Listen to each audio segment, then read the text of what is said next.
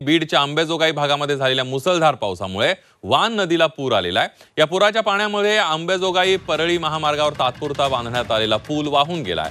पूल वाहून गेल्याने अंबेजोगाई परळी वाहतूक सेवा विस्कळीत झाली आहे। परळी शहराला पाणी पुरवठा करणाऱ्या नागपूर इथल्या साठवण तलाव ओव्हरफ्लो झालाय, त्यामुळे वान नदीच्या पाणी पातळीमध्ये अचानक वाढ झाली आहे। याचा फटका नदीवरील पुलाला बसलेला आहे।